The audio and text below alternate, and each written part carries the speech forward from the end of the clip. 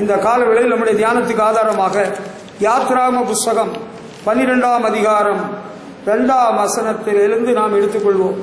யாத்ராகமம் 12ஆம் அதிகாரத்தை எடுத்துக்கொள்வோம். கர்த்தருடைய பந்தியை பற்றி, பஸ்காவை குறித்து யாத்ராகமத்திலே ஆண்டவர் தம்முடைய ஜனத்துக்கு மோசேயை கொண்டு சொல்கிறார். பஸ்கா என்றால் என்ன? நிறைய பேருக்கு பஸ்கா என்றால் என்ன என்று தெரியாது. அதனாலே அவர்கள் தடுமாற்றம் அடைகிறார்கள். பழைய ஏற்பாட்டில் இஸ்ரவேல் ஜனங்கள் எகிப்திலிருந்து புறப்படுகிற காலகட்டத்தில் ஆண்டவர் மோசேயும் ஆரோனையும் பார்த்து, இந்த மாதம் உங்களுக்கு பிரதான மாதம், இது உங்களுக்கு வருஷத்தின் முதலாம் மாதமாயிருப்பதாக என்று சொல்கிறார். இஸ்ரவேல் ஜனங்கள் எகிப்திலிருந்து புறப்பட்ட காலகட்டத்தில் ஆண்டவர் பஸ்காவை ஆசரிக்க சொல்கிறார். அது ரொம்ப தெளிவாக எழுதப்பட்டிருக்கிறது. அதில் என்னெல்லாம் செய்யணும், என்னெல்லாம் காரியங்களை கடைபிடிக்கணும் என்று ஆண்டவர் சொல்லியிருக்கிறார். This month will be the first month of the year for you. This command is for the whole community of Israel. On the 10th day of this month, each man must get one lamb. 10ஆம் தேதியில் ஒவ்வொரு மனுஷனும் ஒரு ஆட்டுக்குட்டியை தெரிந்து கொள்ள வேண்டும். வீட்டு தலைவர்கள் வீட்டுக்கு ஒரு ஆட்டுக்குட்டியாக ஒவ்வொரு ஆட்டுக்குட்டியை தெரிந்து கொள்ள வேண்டும். அந்த ஆட்டுக்குட்டி பழுதற்றதும் ஆணும் ஒரு வயதுள்ளதுமாய் இருக்க வேண்டும். 5ஆம் வசனம் பார்த்தீங்களா? The lamb must be 1 year old and must be completely healthy. அதில் தெம்பா இருக்கிற ஆட்டுக்குட்டியாக இருக்க வேண்டும். அடுத்து 8ஆம் வசனம், அதில் அன்று ராத்திரிலே அதன் மாம்சத்தை நெருப்பினால் சுட்டு புளிப்பில்லா அப்பத்தோடும் கசப்பான கீரையோடும் அதை புசிக்க கடவர்கள். You must eat bitter herbs and bread made without yeast. 9ஆம் வசனம், பச்சையாயும் தண்ணீரில் அவிக்கப்பட்டதாயும் அல்ல, அதன் தலையையும் அதன் துடைகளையும் அதற்குள்ள யாவை ஏகமாய் நெருப்பினால் சுட்டதாய் அதை புசிப்பீர்களாக. Roast the whole lamb over a fire. 11ஆம் வசனம், அதை புசிக்க வேண்டிய விதமாவது, நீங்கள் உங்கள் அறைகளில் கச்சை கட்டிக்கொண்டும் உங்கள் கால்களில் பாதரட்சை தொடுத்துக் கொண்டும் உங்கள் கையில் கடி பிடித்துக் கொண்டும் அதை தீவிரமாய் புசிக்க கடவீர்கள். அது கர்த்தருடைய பஸ்கா. Hallelujah. You must have your sandals on your feet and your walking stick to your hand. You must eat in a hurry because this is the Lord's Passover.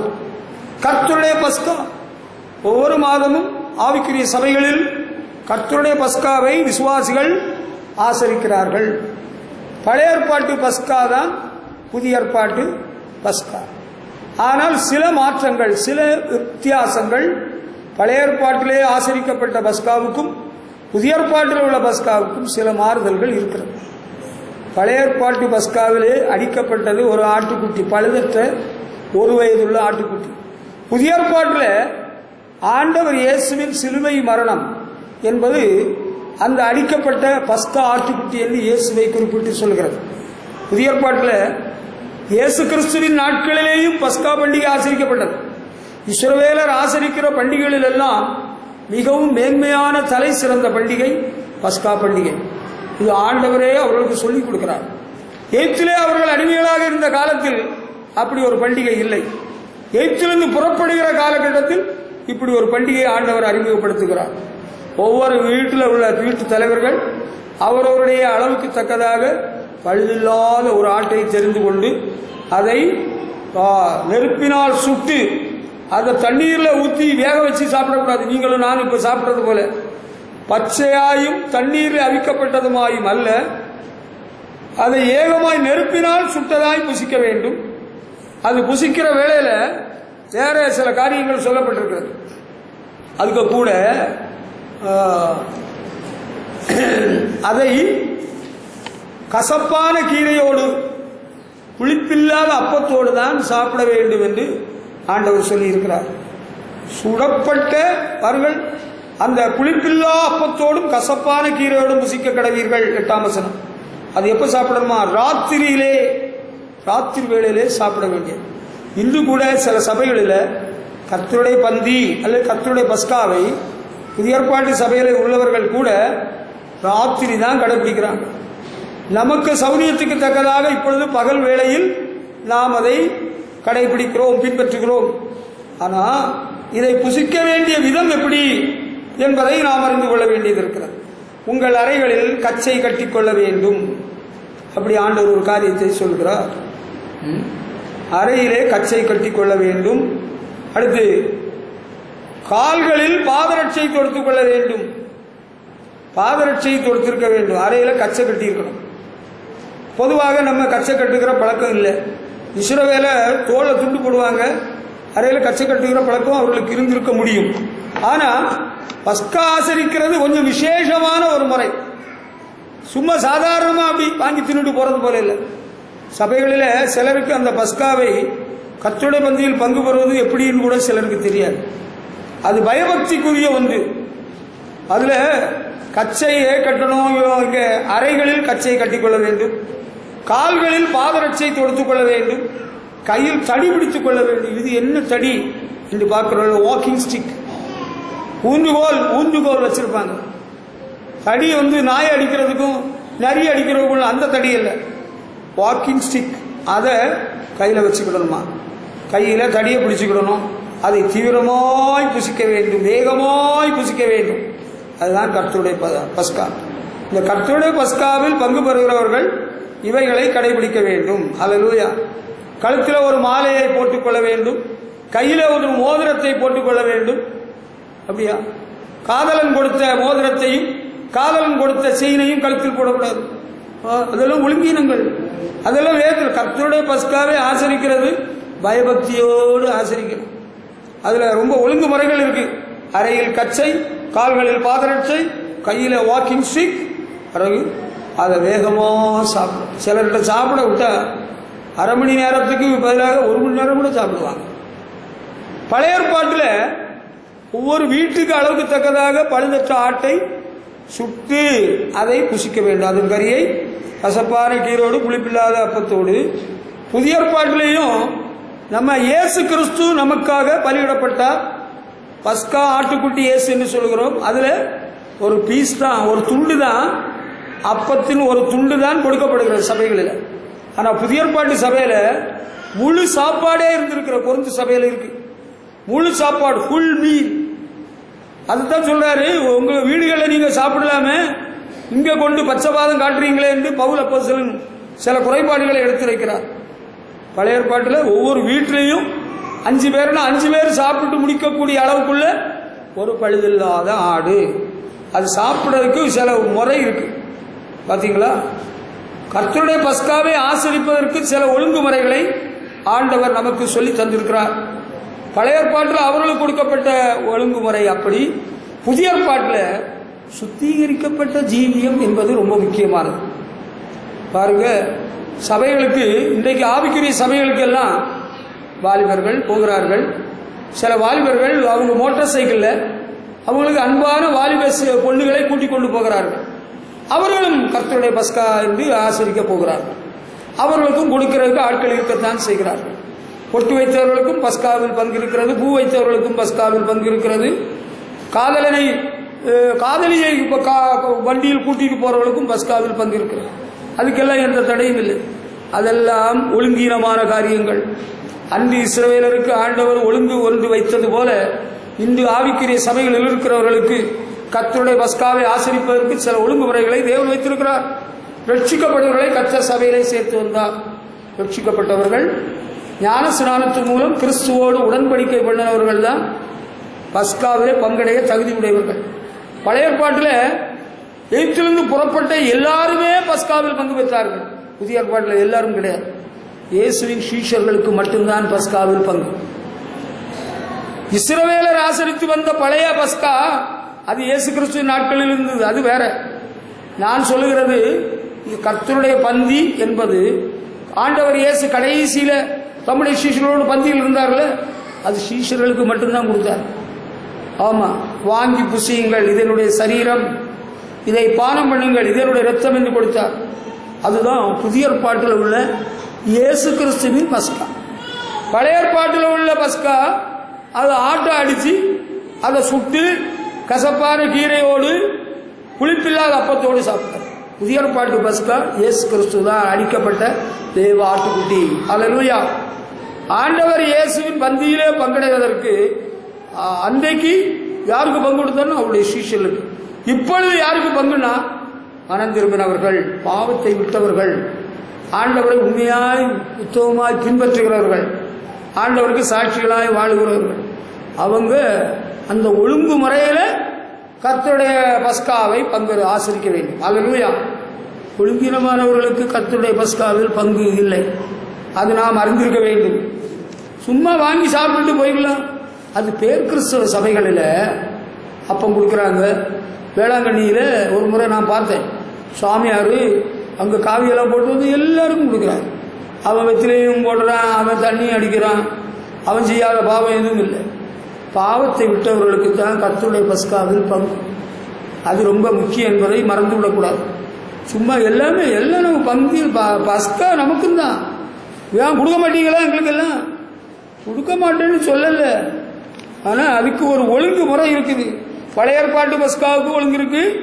புதிய ஏற்பாட்டில் ஆண்டவர் இயேசு நமக்காக அடிக்கப்பட்ட ஆட்டுக்குட்டியாக இருக்கிறார். அவருடைய பந்தியில் பங்கு வருவதற்கும் ஒழுங்கு முறையெல்லாம் இருக்குது. சும்மா தாறுமாறாக வாழ்கிறவர்களுக்கெல்லாம் அதில் பங்கு இல்லை. அப்படி பங்கு பெற்றால் பவுலப்போஸ்தலர் எச்சரிப்பு கொடுக்கிறார் கொரிந்து சபையில் உள்ளவர்களுக்கு. உங்களில் சிலர் வியாதிப்பட்டிருக்கிறார்கள், சிலர் நித்திரை அடைந்திருக்கிறார்கள்.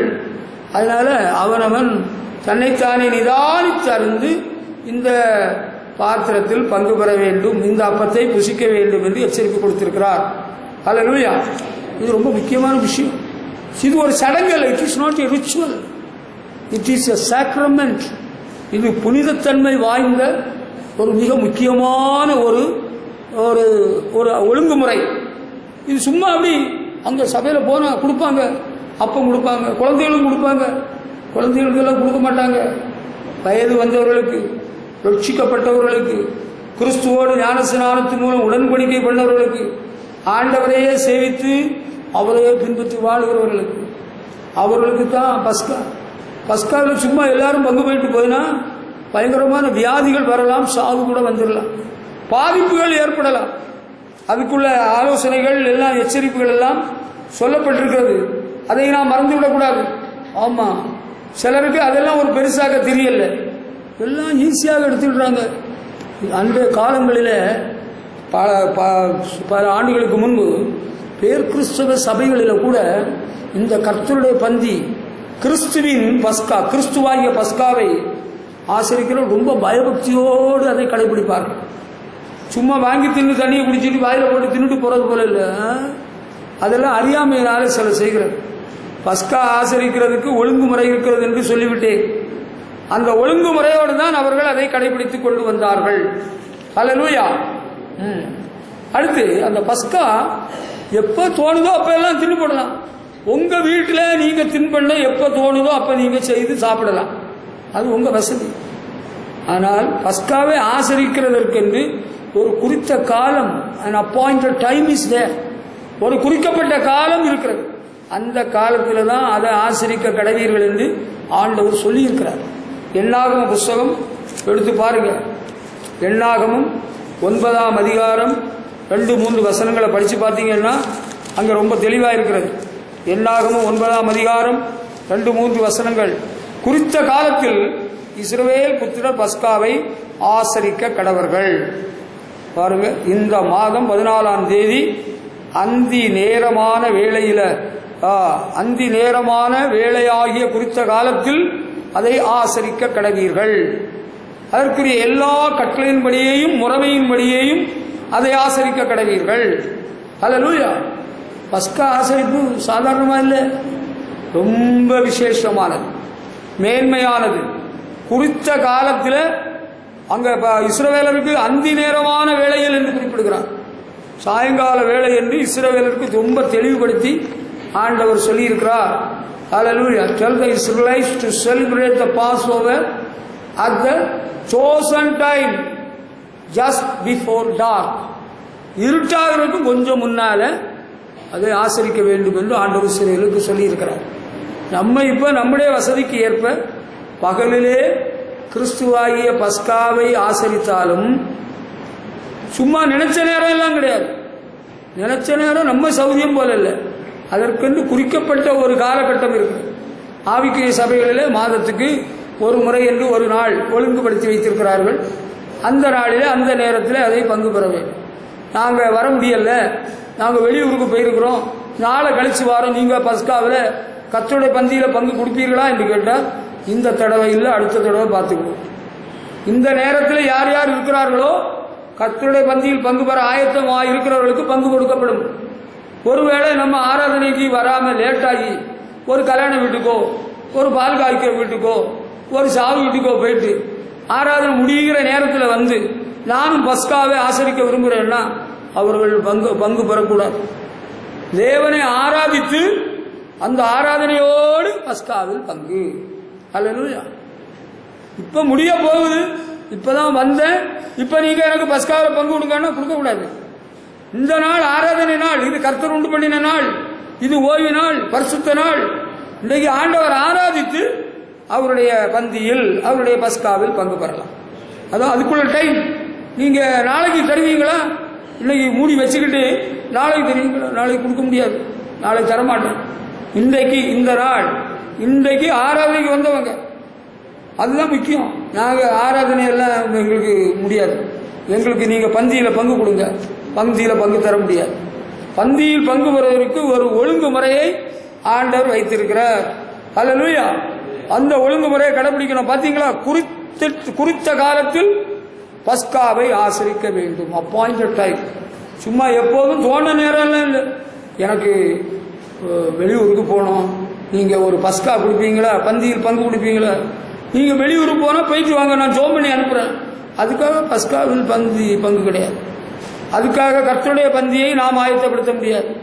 பழைய ஏற்பாட்டில் ஆண்டவர் சொன்ன காலகட்டத்தில் சொன்ன நேரத்தில் தான் பஸ்காவை ஆசரிக்கும்படியாக கர்த்தர் சொல்லியிருக்கிறார். அல்லேலூயா. ஆமாம். அதுக்கு பிறகு பஸ்காவை எங்கேயாவது நம்ம ஆசரிக்கலாம், அப்படி கிடையாது. கல்யாண மண்டபத்தில் வேணும்னா வச்சுக்கலாம், அல்லனா கொட்டையை போட்டு வச்சுக்கலாம், அல்லனா உங்கள் வீட்டில் வச்சுக்கிடுவோமா? பஸ்காவை உங்கள் வீட்டில் வச்சுக்கலாமா? ஒவ்வொருத்தருக்கு வீட்டில் வச்சுக்கிட்டா எல்லாருக்கும் சௌரியமாக இருக்கும்ல. ஒவ்வொருத்தருக்கு வீட்டுக்கு அது சாமியார் கொண்டு வரலாம், அது மாமியார் கொண்டு வரலாம். மாமியார் உங்களுக்கு தின்பண்டங்கள் உங்களுக்கு உங்கள் பிள்ளைகளுக்கு கொண்டு வரலாம், அது நான் ஒத்துக்கிடுறேன்.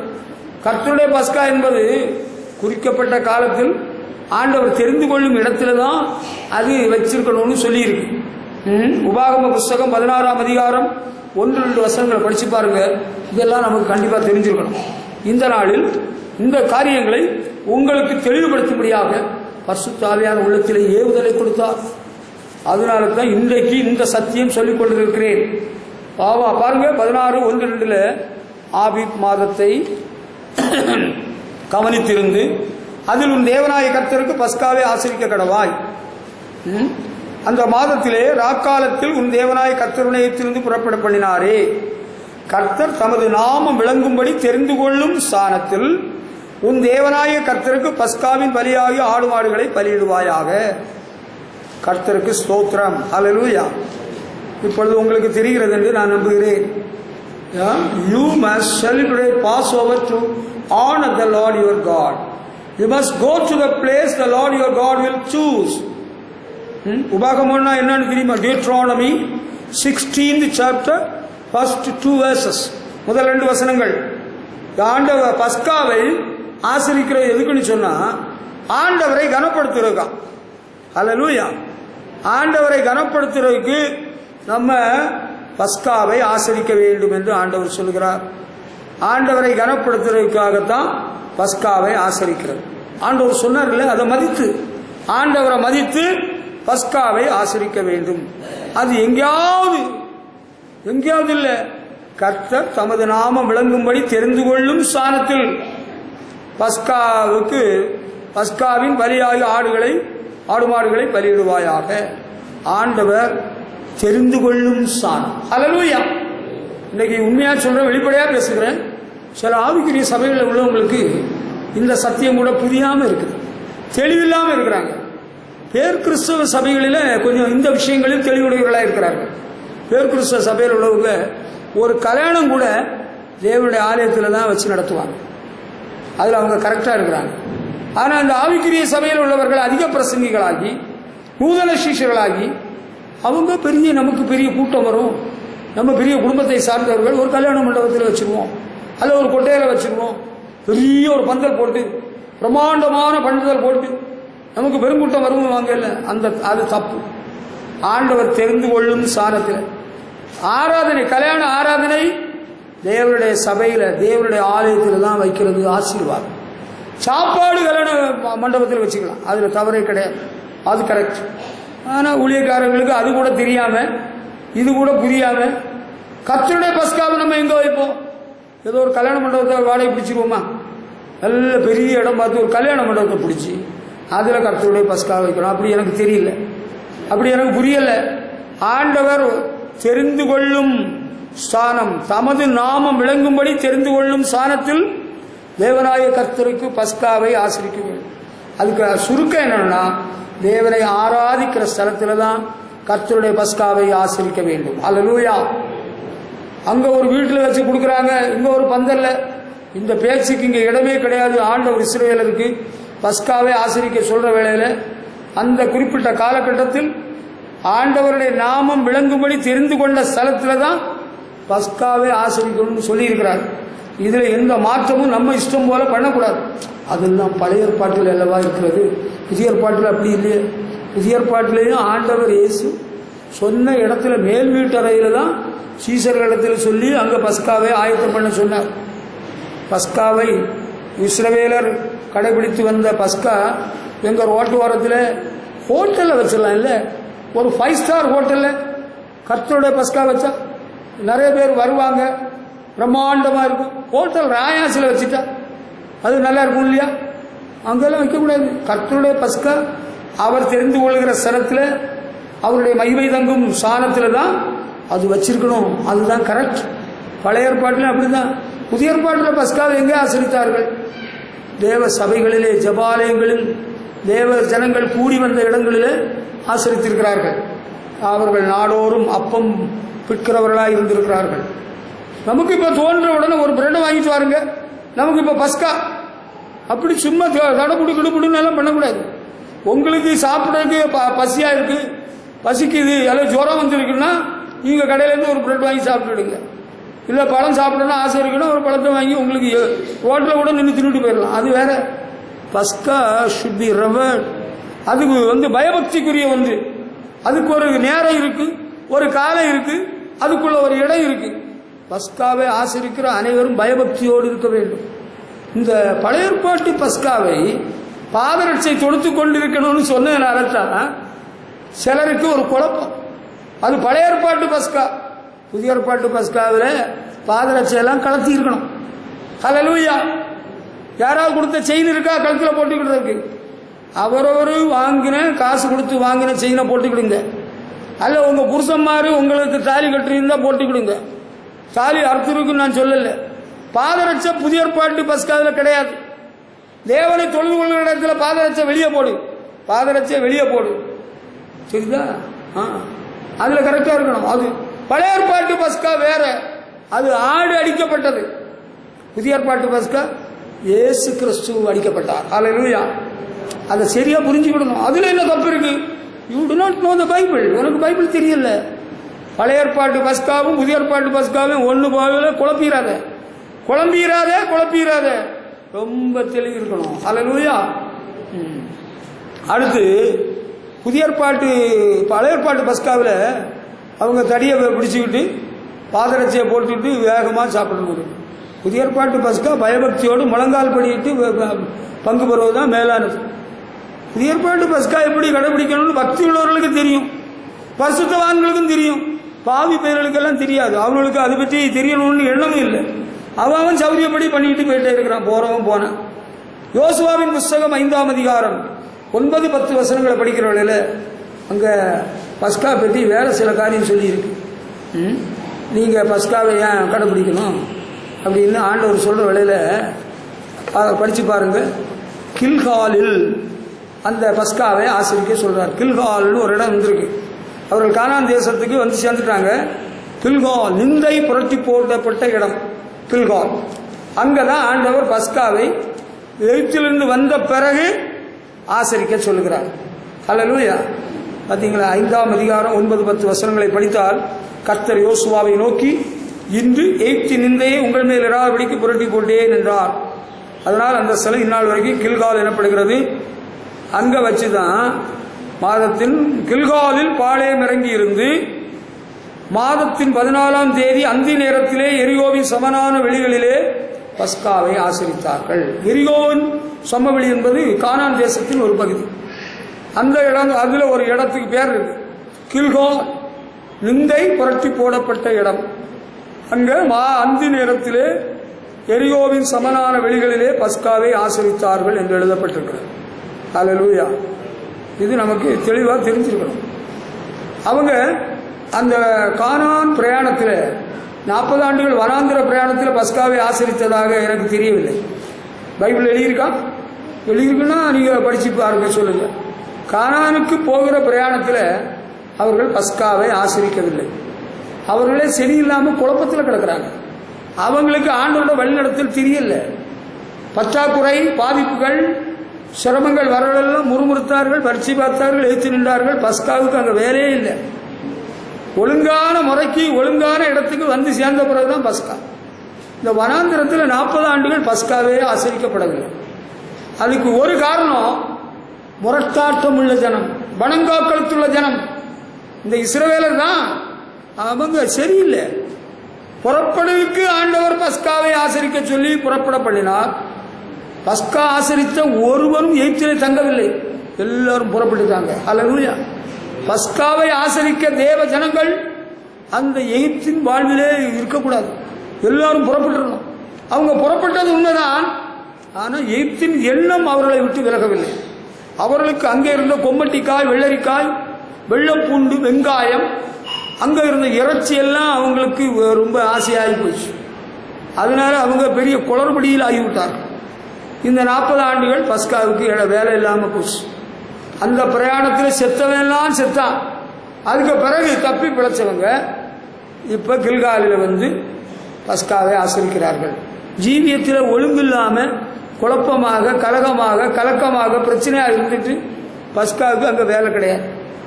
ஒரு தெளிவு வந்த பிறகுதான், ஒரு ஒழுங்கு வந்த பிறகுதான் ஆண்டவர் தீர்மானிக்கிறவர்களுக்கு தான் பஸ்கா கொடுக்கிறார். முதல்ல எல்லாருக்கும் கொடுத்தாரு. அப்போ புறப்பட்டதில் 20 வயதுக்கு மேலான ஆண்கள் 6 லட்சம் புருஷர்கள் இருந்தார்கள். ஆனால் கில்காலில் வரவில்லை. எவ்வளவு பேர் இருந்தாங்க? அந்த 6 லட்சம் புருஷர்களில் 2 பேர் தான் மீதியா இருந்தாங்க. மீதி எல்லாரும் வனாந்திரத்தில் செத்து போயிட்டாங்க. இந்த 2 பேர் தான், அந்த 20 வயதுக்கு மேற்பட்ட 6 லட்சம் புருஷர்களில் 2 பேர் தான் மீதியானவர்கள். அவங்களுக்கு தான் அந்த பாக்கியம் கிடைத்தது. ஆரம்ப பஸ்கா எல்லாரும் கடைபிடித்தார்கள், எல்லாரும் பங்கு பெற்றார்கள். இப்பொழுது நிந்தை புரட்டப்பட்ட இடம், ஆண்டவர் வாக்கு பண்ணின தேசத்தை கொடுக்கிற காலகட்டத்தில் 6 லட்சத்தில் 2 பேருக்கு தான் அந்த பங்கு. ஏனென்றால் அவர்கள் உத்தமமாய் கர்த்தரை பின்பற்றினவர்கள். அல்லேலூயா. சிலருடைய வாழ்க்கையில் நீண்ட காலம் பஸ்காவில் பங்கு பெறாமலே இருக்கிறது உண்டு. அது நல்லதல்ல. பஸ்காவில் பங்கு பெறாதவன் ஜனத்திலிருந்து அறுப்புண்டு போவான் என்று ஆண்டவர் எச்சரிக்கை கொடுத்திருக்கிறார். இஸ்ரவேல் ஜனங்களுக்கு வனாந்திரத்தில் பஸ்கா ஆசரிக்க முடியாததுனால அல்ல, பஸ்கா ஆசரித்திருக்கலாம். அவர்களிடத்தில் ஆடு மாடுகள் எல்லாம் இருந்தது. அங்கே இட நெருக்கடி இருந்திருக்கும்.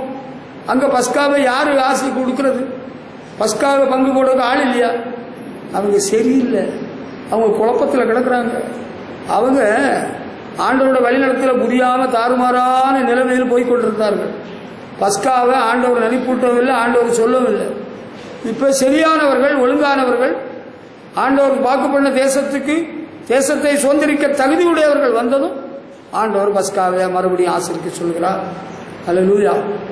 நாம் ஆரம்பத்திலே கொண்டிருந்த விசுவாசத்தில் உறுதியாக இருந்தால் நம்ம கடைசியிலும் கர்த்தருடைய பஸ்காவில் பங்கு உண்டு.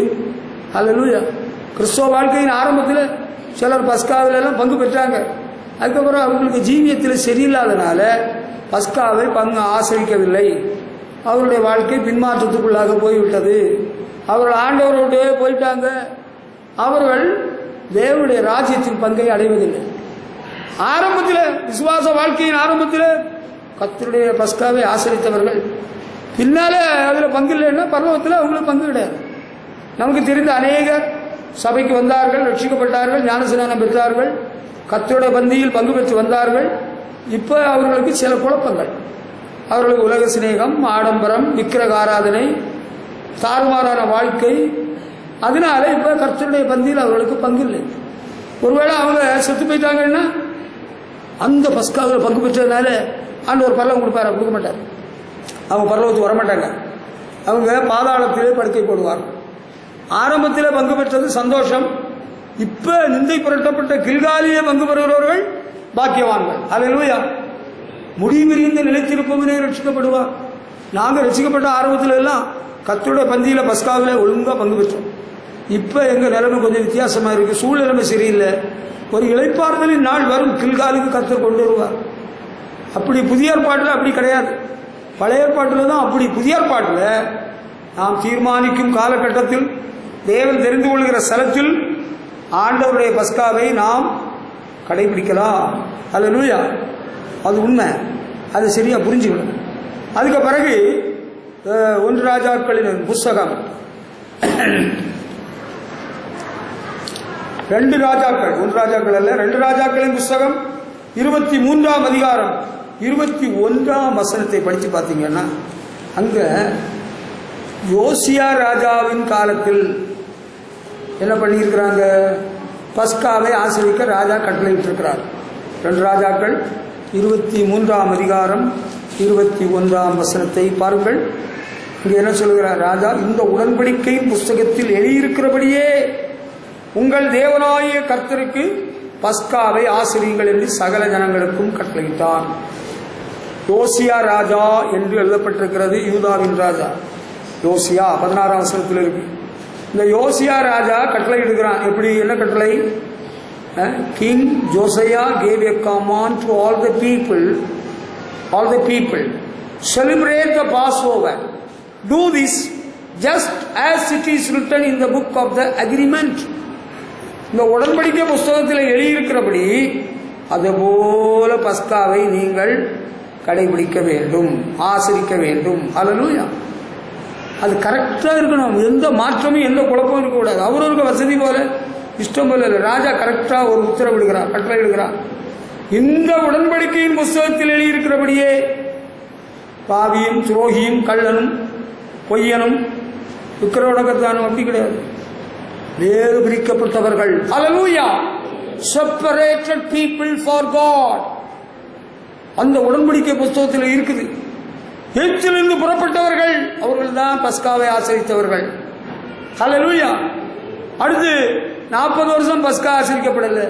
வனாந்திரத்தில் முறுமுறுத்து பரிச்சை பார்த்து எகிப்து நின்று செத்து போயிட்டாங்க. மிச்சம் மீதி வந்தவங்க தப்புனாங்க 2 பேரு.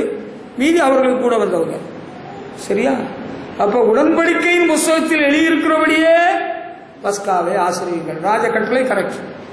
நம்ம கர்த்தருடைய வேதத்தில் எப்படி எழுதியிருக்கோ அதுபோலதான் பஸ்காவை ஆசரிக்கணும். சிறியோர் பெரியோர் எல்லாரும் விரும்பும் பாக்கு நிஜாம் பாக்கு. நிஜாம் பாக்கு போட்டவனுக்கு எங்க கர்த்தருடைய பந்தியில் என்ன வேலை?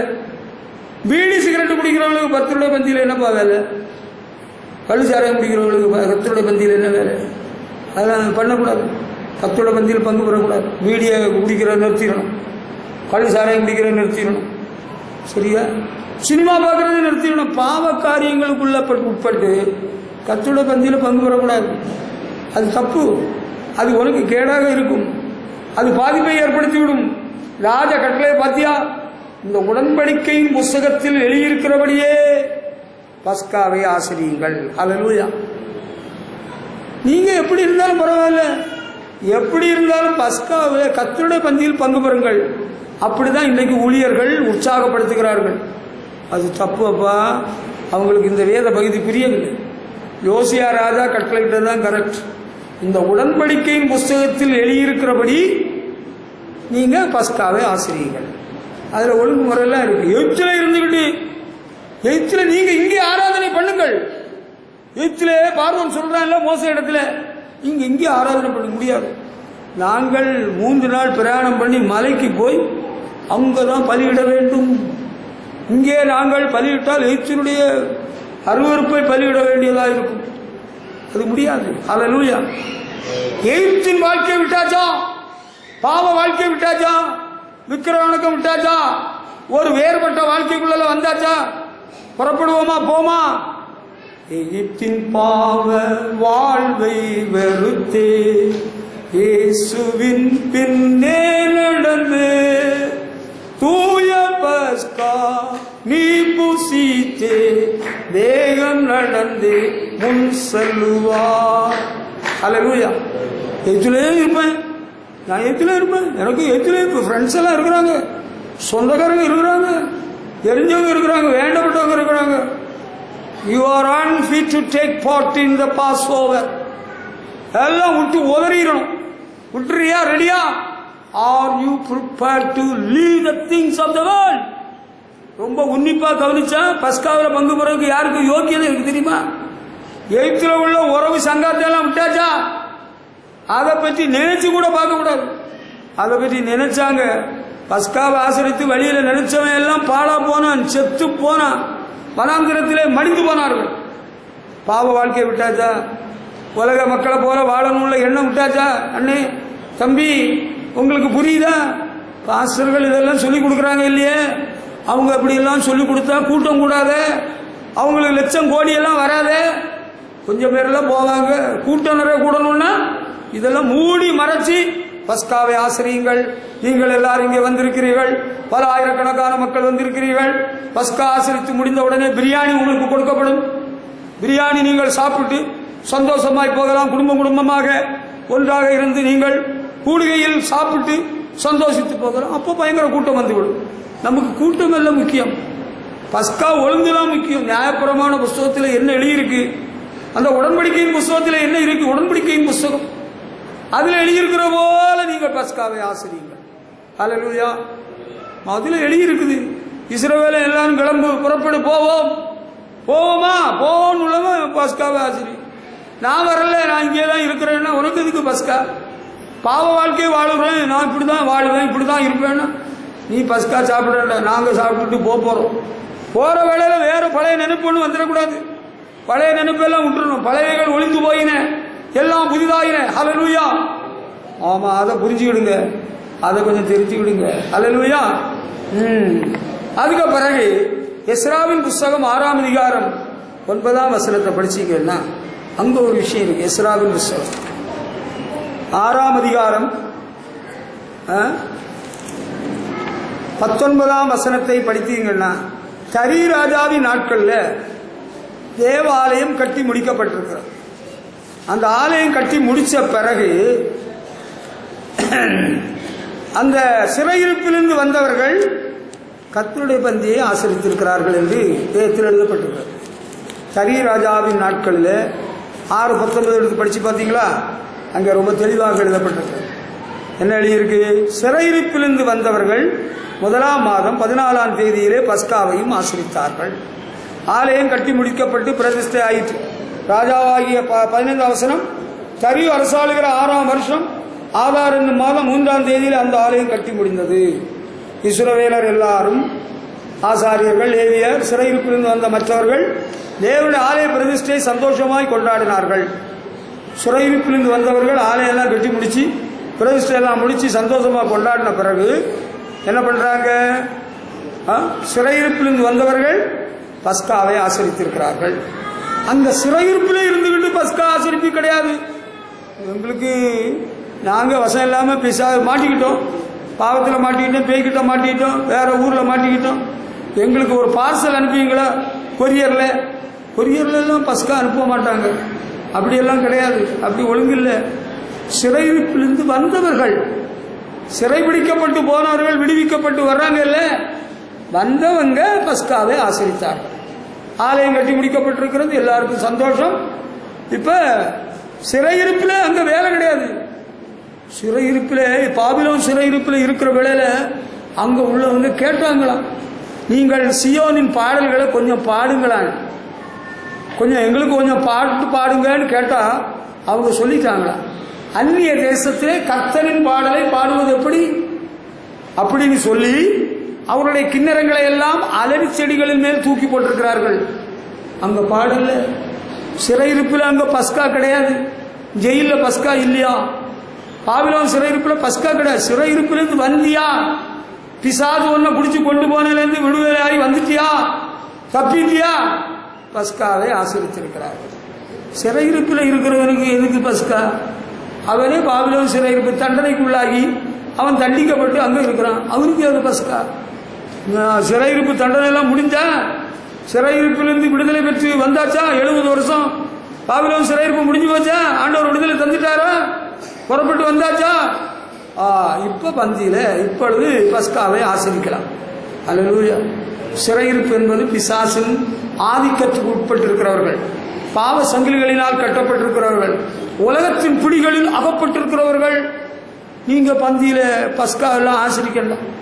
அதுல அந்த பிடிமானம் எல்லாம் விட்டாச்சா, பாரம்பரியங்கள், சடங்குகள், கோலங்கள், கேவலங்கள், நாள் பார்க்கிறது, நட்சத்திரம் பார்க்கிறது, இதெல்லாம் விட்டாச்சா, அந்த பிடிமானம் எல்லாம் போயிட்டா. ஏசுநாம சங்கீர்த்தனம், தாவீதின் குமாரனுக்கு ஓசன்னா, அது தப்பில்லை. பிதாசுதன் பரிசுத்தாவியின் பெயராலே ஆமென், அதுவும் தப்பில்லை. அருளறிந்த பெரிய வாழ்வு, கர்த்தருமுடனே கூட இருக்கிறார், அது பெரிய தப்பு. உனக்கு பஸ்கா, நீ சிறையிருப்பில் இருக்கிற, மாதா சிறையிருப்பில் இருக்கிற, ஆமா, உனக்கு பஸ்காவுக்கு வேலை கிடையாது.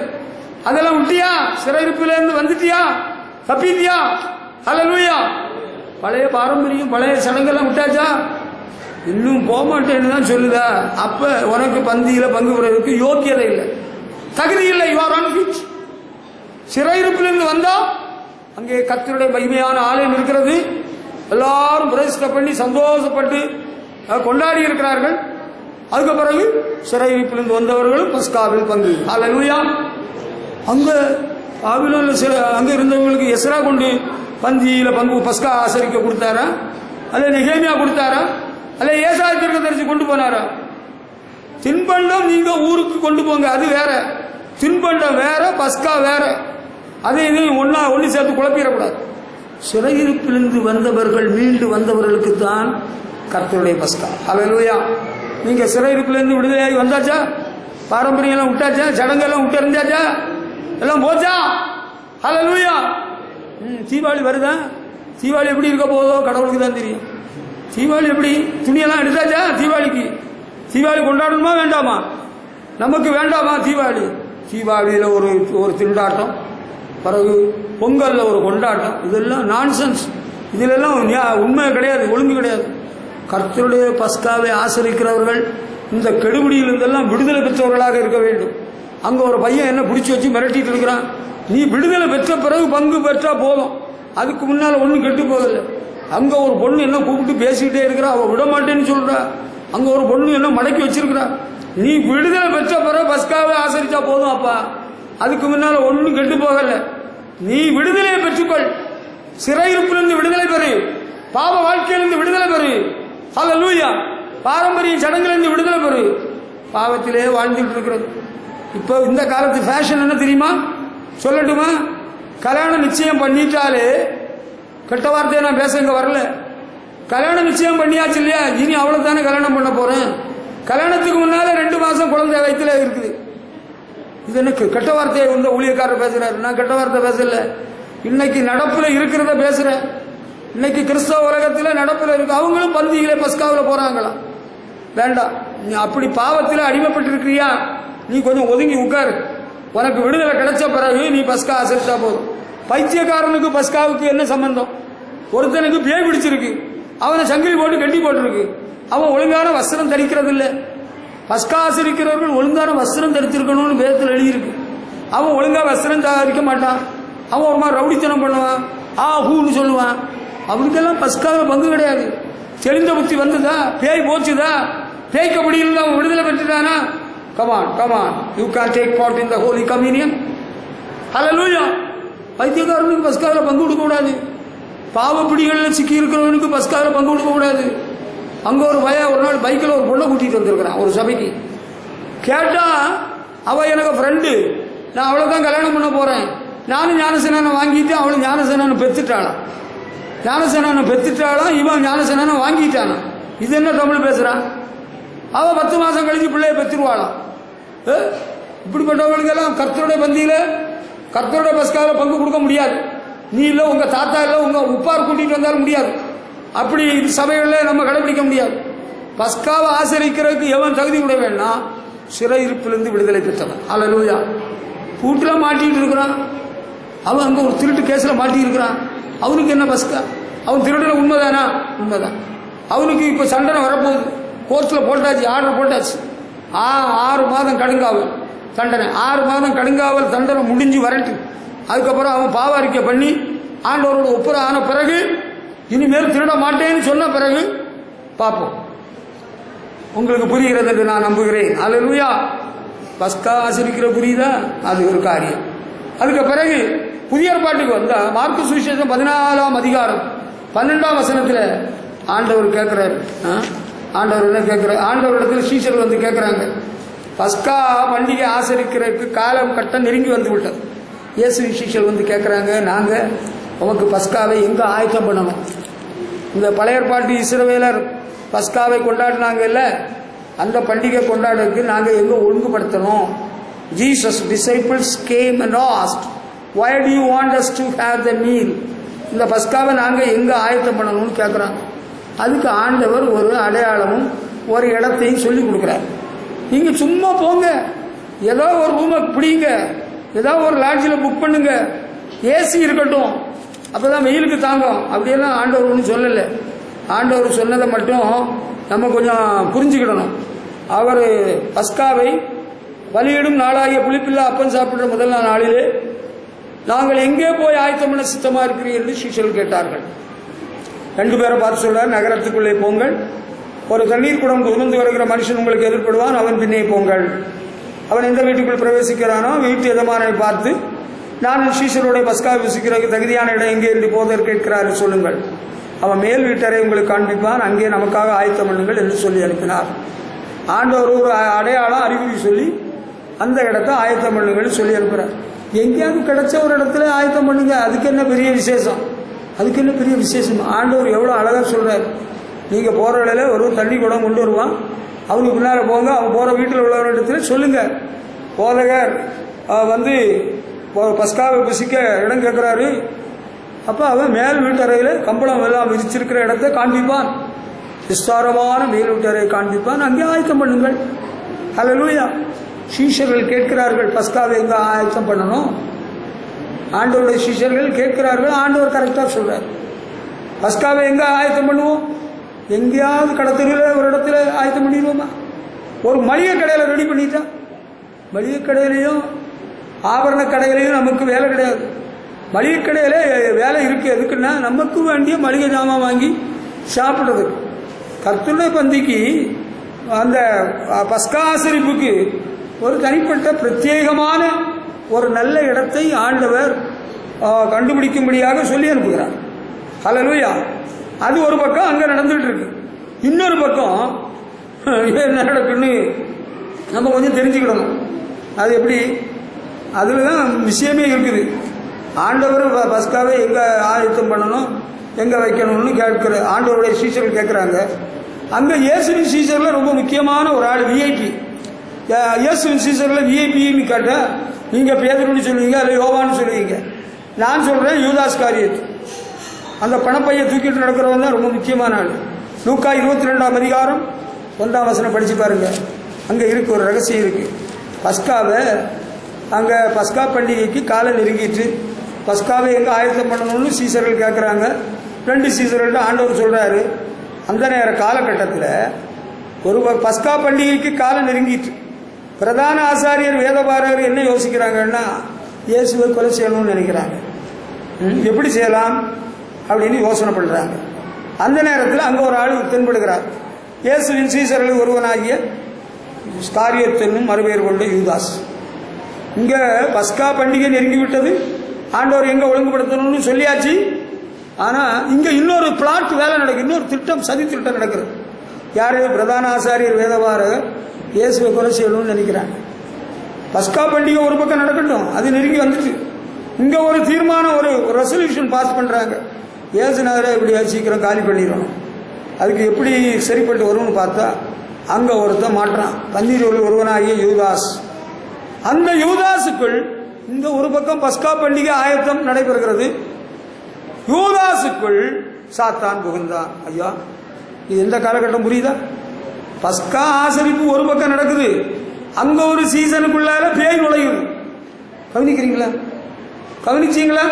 பஸ்கா ஆசரிப்பு நெருங்கிட்டு சீசர்கள் வந்து கேட்டாங்க, ஆண்டவரும் சொன்னாரு. அப்ப 2 சீசர்கள் போய் எல்லாம் ஒழுங்குபடுத்துறாங்க.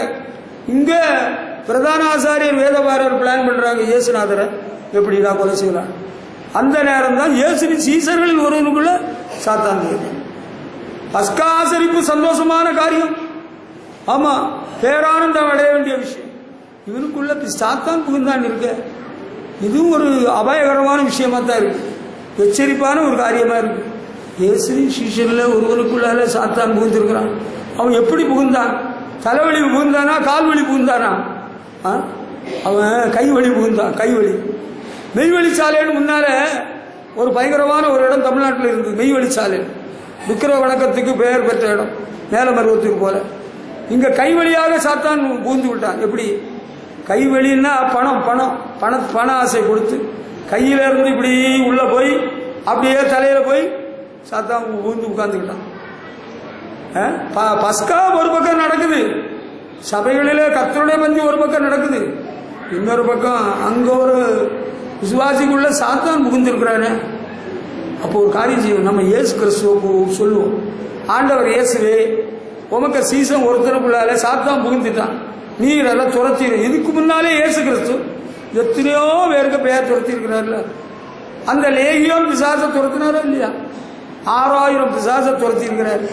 இந்த யூதாஸ் காரியத்துக்கு பிசாசு இயேசு துரத்தலையே, அது என்ன? நீங்க யோசிச்சு பார்த்தீங்களா? என்னைக்காவது யாராவது ஊழியக்காரங்க டிவியில சொன்னாங்களா? சொல்லியிருக்க மாட்டாங்களே. அவங்க சிந்திச்சிருந்தா தானே அதுக்கு தெரிஞ்சிருக்கும். எவ்வளவு பேயெல்லாம் துரத்தினவர். சந்திர ரோகி இடத்துல இருந்து அசுத்தாகிய துரத்தினார், செத்து போனார், உயிரோடு எழுப்பினார். சாத்தான் யூதாசுக்குள்ள புகுந்தான், அதான் இயேசு கிறிஸ்து துரத்தி இருந்தான். அவன் தப்பி இருக்கலாம்ல. அவனும் சாத்தான் புகுந்தாலும் he was also available for the Passover. சாத்தான் புகுந்தது இருக்கண்டு, அவனும் ஜென்டிலா கம்பீரமா மற்ற சீசர்கள் ஒருவனை போல அங்க பந்தியில வந்து உட்கார்ந்து இருக்கிறான். பஸ்காவை ஆசிரிக்க அவனும் வந்து உட்கார்ந்துக்கிட்டான். சாத்தான் புகுந்தது இருக்கட்டு. அங்க ஒரு பக்கம் அகிரிமெண்டும் போட்டாச்சு. அந்த பிரதான ஆச்சார வேதவாரரோட பேசி 30 வெள்ளி காசு நான் அதுக்கான நேரம் பார்த்து உங்களுக்கு வழிகாட்டுறேன்னு சொல்லி எல்லாம் போட்டு முடிச்சுட்டு தான் பஸ்கா.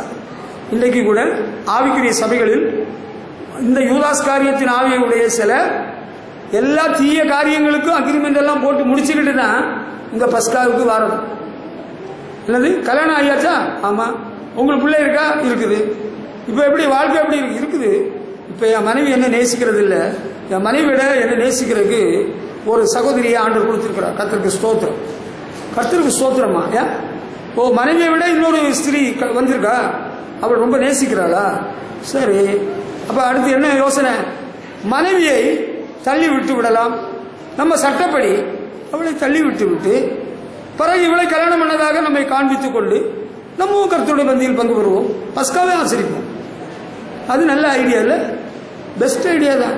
யூதாசுக்குள் எப்படி சாத்தான் புகுந்தானோ அப்படியே உனக்குள்ளும் சாத்தான் புகுந்து விட்டான். பணத்துக்காக, பெண்ணுக்காக பஸ்காவை ஆசரிக்கிற மற்ற சீசர்களோடு இவன் வந்து இருக்கிறான். ஆனா அவன் பெரிய ஃப்ராடு, சாத்தான் புகுந்துட்டான்ல. அப்ப ஆண்டவர்கிட்ட அவன் சொல்லி இருக்கிறான், ஆண்டவரே சாத்தான் எனக்குள்ள புகுந்துட்டான், எனக்கு பண ஆசை வந்துட்டுது, உண்மையே காட்டி கொடுக்கணும்னு நான் ஒரு திட்டம் வைத்திருக்கிறேன். அப்படி எவன் சொல்லுவான்?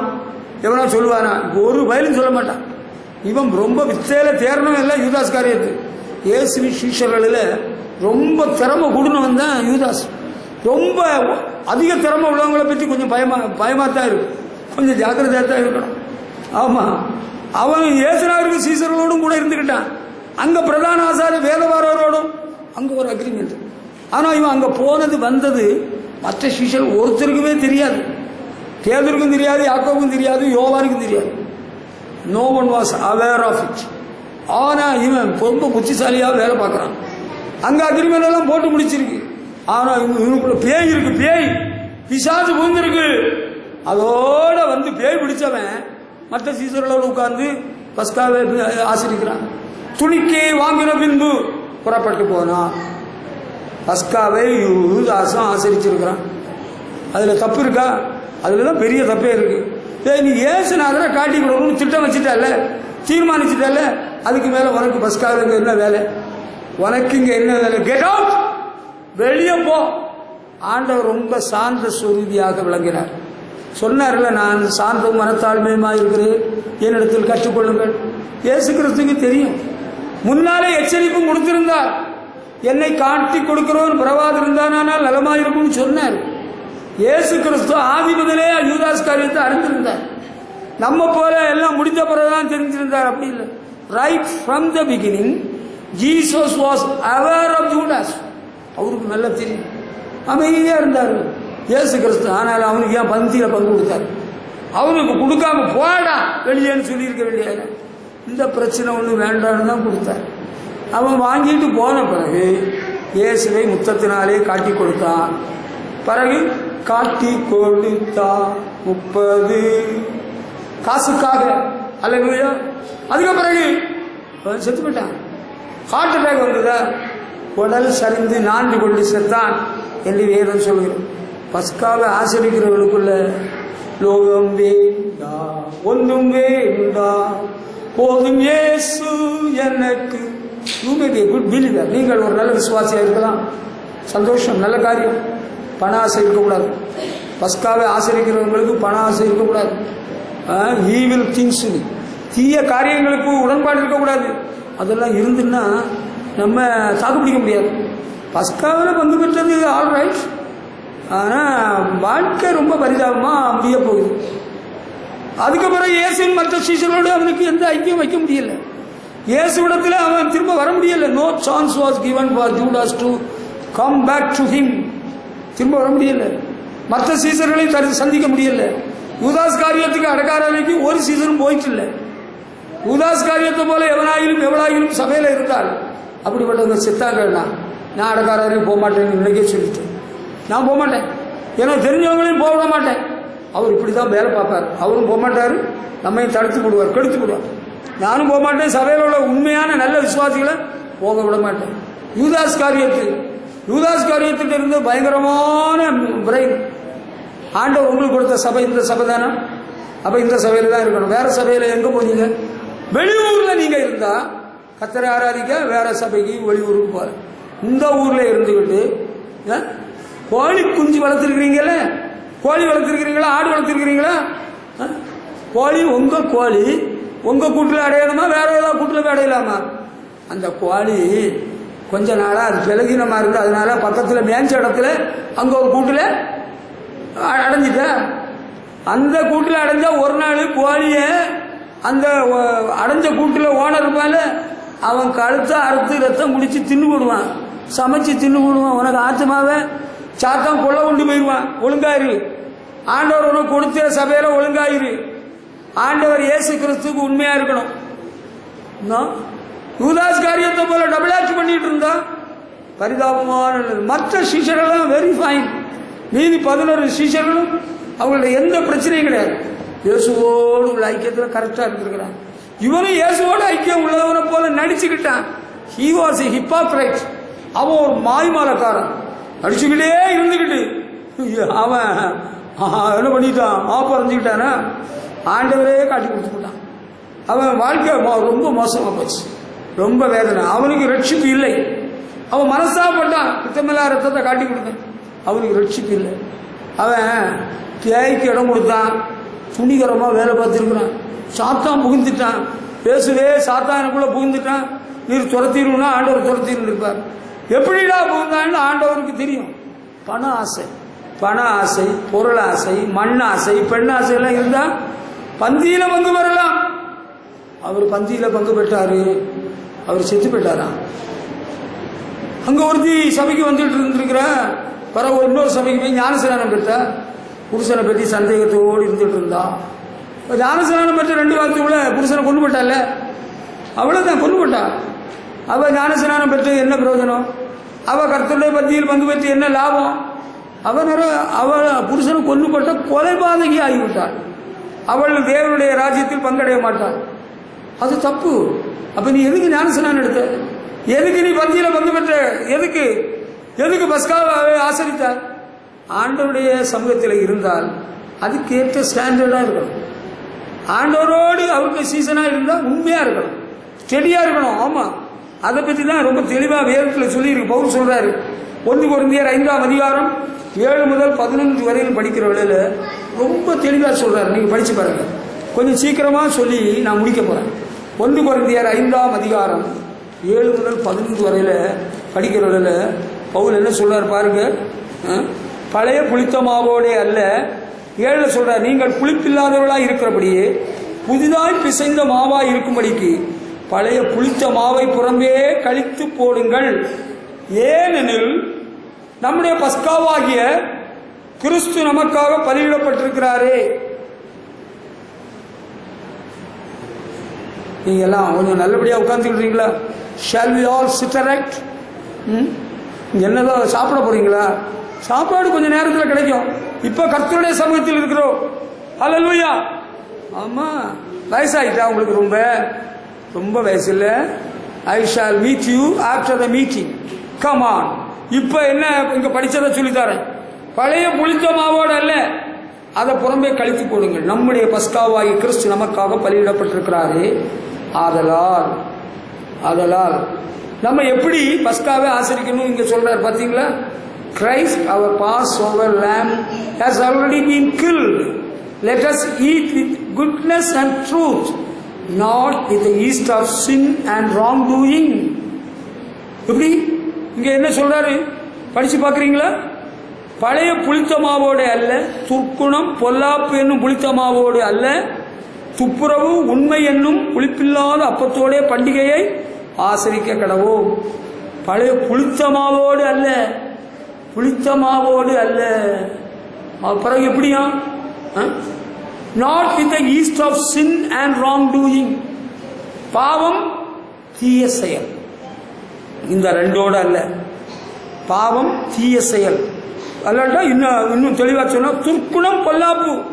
துர்க்குணம் ஈவில் நேச்சர், ராங் டூயிங் பாவம், இந்த ரெண்டோடு அல்ல. வேற எப்படி பஸ்காவை எப்படி ஆசரிக்கணுமா? துப்புரவு உண்மை.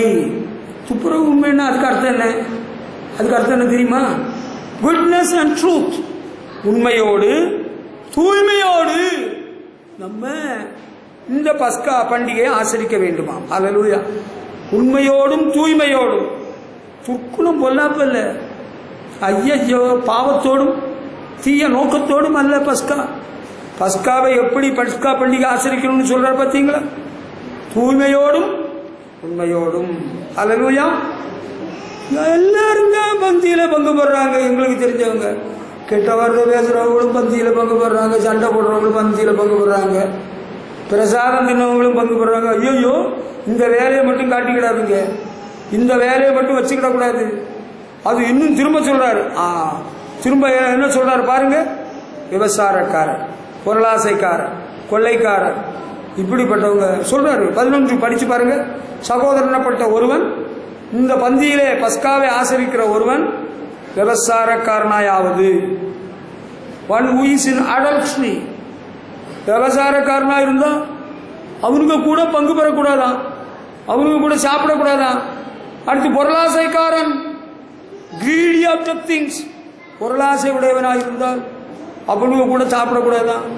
பிறகு வெறியனாக இருந்தால், வெறியன் அவன் வெறித்தனத்தில் இருக்கிறான், குறுக்கு பிடிச்சிருக்கிறான்.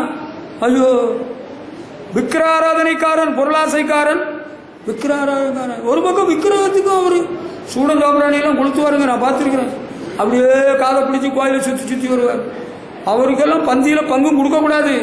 அப்படிப்பட்டவங்களோடு நம்ம சாப்பிடவும் கூடாது, பந்தியில் பங்கு பெறவும் கூடாது. அப்படிப்பட்டவங்களை விட்டு ஒதுங்கிடணுமா?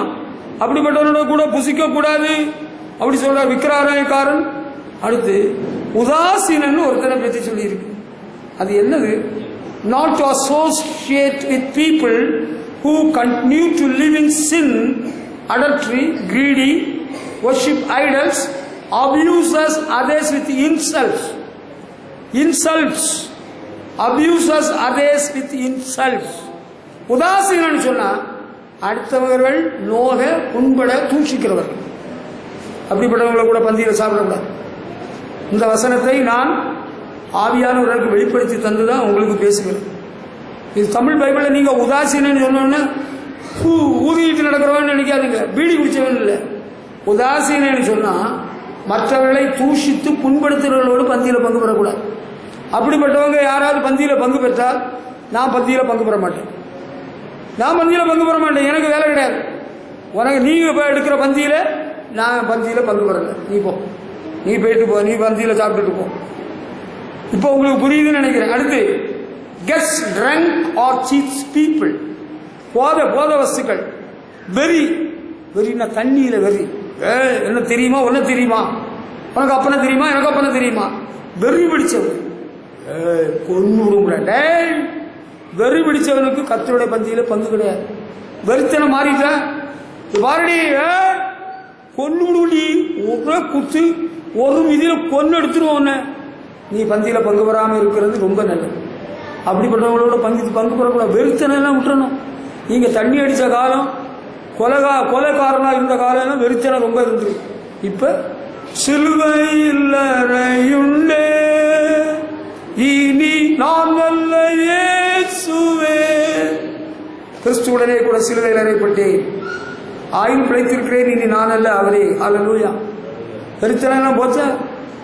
எனக்கு வரக்கூடிய வெறித்தனத்துக்கு என்ன செய்ய சொல்லல, ஒரே நசுக்கி கொண்டு விடுவேன். ஜாக்கிரதை, நீ வச்சுக்கிடாது, என்கிட்ட வச்சுக்கிடாது. என்னை பற்றி உனக்கு தெரியல, நான் யாருன்னு தெரியல. எங்க அப்பனுக்கு பேர் உனக்கு தெரியுமா, எங்க தாத்தா யாரு தெரியுமா?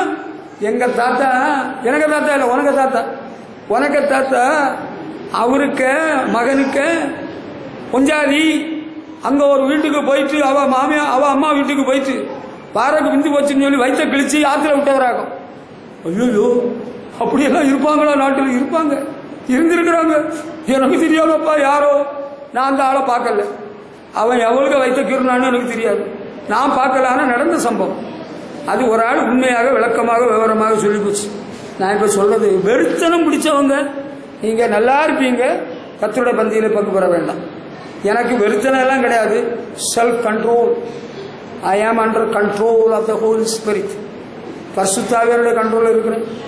நீ தார்வாரா பேசிட்டு தூசித்துட்டு பந்தியில் பங்கு பெறல அர்த்தமே கிடையாது. பவுல் சொல்றாரு, அப்படிப்பட்டவன கூட நீ சாப்பிடாத. நான் சாப்பிடவே மாட்டேன், எனக்கு ஒத்துறாது, வேண்டாம், நீ சாப்பிட்டுட்டு போப்பினேன். வெறுத்தனை இருக்கா? கொன்னுடுவோம், பிச்சுடுவோம், எடுத்துடுவேன். வெறுத்து ஸ்டாப். நீ கர்த்தருடைய பந்தியில் பங்கு பெறக்கூடாது. இன்னைக்கு இனி நான் அல்ல பிழைப்பதென்னிலே கிறிஸ்தேசுவே என்னில் ஜீவிக்கிறார். அனுதினம் நான் சிலுவையிலே அறையுண்டு ஜீவிக்கிறேன். அவர்கிட்ட என்ன பேசினாலும் அவருக்கு ஸ்பீட் ஆகல, அவ அமைதியா இருக்கிறாரு. எதோ இருக்குமோ, சாதி மிரண்டால் காடு கொள்ளார். வெறித்தனம் உள்ளவன் கர்த்தருடைய பந்தியில் பங்கு பெறக்கூடாது. ஆமா, ஒரு அதிகாரி என்னுடைய மனைவி பிள்ளையோடு எல்கேஜி படித்த குழந்தையோடு ஒரு டைனிங் டேபிள் உட்கார்ந்து சாப்பிட்டு இருந்திருக்கிறான். நடந்த உண்மை சம்பவம், தமிழ்நாட்டில் சில ஆண்டுகளுக்கு முன்பு நடந்த ஒரு விஷயம். அந்த குழந்தைகிட்ட பேசிட்டு இருக்கிற சாப்பிட்டு இருக்கிற ஏ டு இசட் சொல்றேன். அந்த குழந்தை B C D E G F விட்டுச்சு. ஏன்னா இ ஜி எஃப் சொல்லி எஃப் சொல்லிச்சு. அடுத்த ரவுண்டு வாரோட A B C D E F G I கழிச்சு விட்டுச்சு. இப்படி ஒவ்வொரு ரவுண்டுல ஒவ்வொரு எழுத்த விட்டுச்சு. வந்த கோபத்தில் இடிச்சான் தலை சுவர்ல ஓடு இடி. அந்த தலை அடிப்பட்டதில் அந்த பிள்ளை சுருண்டு விழுந்து செத்து போச்சு. இப்படிப்பட்டவனுக்கு பந்தியில் பங்கு கொடுக்கலாமா? கொடுக்கலாமா? கொடுக்க கூடாது. தகப்பன தாயை தூஷிக்கிறவனுக்கு கர்த்தருடைய பந்தியில் பங்கு கிடையாது. கெட் அவுட், லீவ் தி ஹால், வெளியே போ. தகப்பன தாயை மதிக்கணும் இல்லையா? நீ எவனுக்கு மகனானாலும் சரி, எவனுக்கு மகளானாலும் சரி, பந்தியில் பங்கு தர முடியாது. நீ ஹைகோர்ட்ல எல்லாம் சுப்ரீம் கோர்ட்ல கொண்டு கேஸ் கொடுத்துக்குவான். நான் சந்திச்சுக்கிறேன். You are unfit to take part in the Holy Communion. வேற பாஸ்டர் கொடுப்பாரு, அவர் பயந்து போய் கொடுப்பாரு, அவர் பணத்துக்காக அடிபட்டு கொடுப்பாரு. நமக்கு வருமானம் கட்டு போயிருமே. வருமானத்துக்காக ஊழியம் இல்லை, வருமானத்துக்காக ஊழியத்துக்கு வரல. You must know how to respect elders. முதியோர்களை கனம் பண்ண தெரியணும், வயசானவர்களை கனம் பண்ண தெரியணும், மாமியாரை கனம் பண்ண தெரியணும், மாமனாரை கனம் பண்ண தெரியணும். இல்லையா நீ வேற வழி பார்த்து போ. பெரிய சபை இருக்கும், அங்க எவனும் விழிச்சவா இருப்பான். ஒன்னு ஆட விடுவோம், ஆட்டக்காரிகள் எல்லாம் ஆட விடுக்கு சில பயிர் இருக்கிறான். போய் சேரு போ, நல்ல இடம் பார்த்து போ. நமக்கு அது சரிப்பட்டு வராது. ஆமாம், தகப்பனை தாயை கனம் பண்ணணும், முதியோர்களை கனம் பண்ணணும். அதெல்லாம் உங்களுக்கு சரிப்பட்டு வராதுங்க. வெறித்தனம் உள்ளவர்களுக்கு கர்த்தருடைய பந்தியில் பங்கு கிடையாது. வெறித்தனம் விட்டாச்சா, நான் ஒரு அடிக்கல அடிச்சுன்னு வச்சுக்க, உனக்கு மண்டை ரெண்டா பிளந்துரும் பார்த்துக்க. இப்படி பேசுறதே கர்த்தருடைய பார்வையில் பெரிய குற்றம். இதெல்லாம் நீங்கள் என்னை விட்டுட்டு தான் கர்த்தருடைய பந்தியில் பங்கு பெற வேண்டும் என்று கர்த்தருடைய ஜீவனை கொண்டு ஆணையிடுகிறேன். அப்படி இல்லை, புருஷனை மதிக்க மாட்டாளா? அப்புறம் யாரை மதிப்பியா? புருஷனை மதிக்காதவ நீ விசுவாசியா? Do you know how to obey unto your own husband? மனைவிகளே, உங்கள் சொந்த புருஷருக்கு எல்லா காரியத்திலையும் கீழ்ப்படியுங்கள். கீழ்ப்படிகள் இருக்க நீ என்ன தூஷணெல்லாம் பேசுற? உன்னை பாடையில் கொண்டு வருவாங்க, லாரி உனக்கு வயிற்றுல ஏறிட்டு போகும். You need not take part in the Holy Communion. Quit the place. Get out. அடக்கி வாசிக்க முடிஞ்சா பந்தியில பங்கு பெறு. அடக்கி வாசிக்க முடிஞ்சா பந்தியில பங்கு பெறு. இல்லையா, வெளியே நில்லு, வெளியே நில்லு. உனக்கு வேலை கிடையாது. உதாசீனன் என்று சொன்னால், உதாசீனன் சொன்னா தகப்பன் தாயை தூஷிக்கிறோம், முதியோர்களை கனம் பண்ணாதவர்கள், பயபக்தி இல்லாதவர்கள், அவங்க தான் உதாசீனர்கள். அப்படிப்பட்டவங்களுக்கெல்லாம் பந்தியில பங்கு தர முடியாது, கொடுக்க மாட்டேன். நீ என்ன சாதிச்ச? நீயாக ஒதுங்கிட்டா உனக்கு மரியாதை தான். நான் புண்படுத்த இங்க வரவில்லை, உண்மையான வார்த்தையை சொல்லிட்டேன். வெறுத்தனம் உள்ள விசுவாசியே, எங்க ஊர்ல நான் கேள்விப்பட்டேன், ஒரு ஊழியக்காரனுடைய மனைவி அவ ஊர்ல அருவாமனை எடுத்து போலீஸ் அதிகாரிகளை வெட்டுவாளுகளாம். பொம்பளைங்க, உனக்கு வெறுத்தனம், கிறிஸ்துவுடனே சிலுவையில் அறையப்பட்டியா? ஞானசனானம் பெற்றவுடனே அடங்கிடணும். ஆட்டம் ஆட்டம் ஆர்ப்பாட்டம் அடங்கிடணும். இல்லையா, கமான், குவிட் தி பிளேஸ், லீவ் தி ஹால், போயிட்டே. உதாசீனன் அடுத்து அந்த வெறி பிடிச்ச வேலையெல்லாம் வச்சிருக்கேன். நான் ஆண்டவருடைய ஊழியக்காரர், உன்னை விட எனக்கு ஸ்பீடாக முடியும். ஆனா கர்த்தருடைய பந்தியில் நாம் பங்கு பெறுகிறவர்கள். ஹல்லேலூயா. அடுத்து கொள்ளைக்காரன், கொள்ளை அடிக்கிறவன், அடுத்தவனை ஏமாத்துறவன், கொள்ளை அடிக்கிறவன், ஆளுகளை கொள்ளை அடிக்கிறவன், பணத்தை கொள்ளை அடிக்கிறவன், பொருளை கொள்ளை அடிக்கிறவன். எத்தனை விதத்தில் ஆள் இருக்கு. பொருளை கொள்ளை அடிக்கிறவன் இருக்கிறான். அந்த பொருள் நல்லா இருக்கு, உங்கள்கிட்ட இருக்கிற கொடுங்க சார், நான் பார்த்துட்டு பரவ உங்களுக்கு கொண்டு வந்து கொடுத்துறேன். பொருளே வரல, பொருளே வரல, நான் வீட்டில் வச்சிருந்தேன், காணாம போச்சுது. அதான் பொருளை கொள்ளை அடிச்சவன். பிறகு ஆளை கொள்ளை அடிக்கிறான், ஆள் மாறாட்டம் பண்றான். அது ரொம்ப கவனமா இருக்கணும். இந்த காலத்தில் சபைகளை பற்றியே கவனமா இருக்கணும். சபை ஊழியக்காரர்களை பற்றி இன்னும் கவனமா இருக்கு. கொள்ளக்கார கும்பல் இறங்கி இருக்குது. பைபிளை வச்சிருப்பானுங்க, பாட்டு கோஷம் வச்சிருப்பானுங்க, அல்லேலூயா சோத்திரம் சொல்லுவானுங்க. கொள்ளக்காரனுங்க, கொள்ளக்காரங்க கூட நான் பந்தியில பங்கு பெற மாட்டேன். நீங்க பந்தி ஆசிரியங்க, நான் வரல. நீங்க கொள்ளக்கார கும்பலுங்க கூட நமக்கு பங்கும் இல்லை, பாவமும் இல்லை. ஆள் பிடிக்காரனுங்க, குழந்தை பிடிக்காரனுங்க, பிள்ளை பிடிக்காரனுங்க நிறைய பேரை கேள்விப்பட்டிருக்கேன். ஆள் பிடிக்காரங்கள கூட நம்ம பந்தியில பங்கு பெறக்கூடாது. நமக்கு அவனோட ஐக்கியம் கிடையாது. அவனை என்னைக்கு என்ன சாதிச்சுட்டாலும் சாதிச்சுட்டு போறான். திருட்டு பசங்க, கொள்ளக்கார கும்பலோட நமக்கு பந்தியில் பங்கு இல்லை. அவர்களோடு நமக்கு உறவு கிடையாது, நமக்கு ஐக்கியம் கிடையாது.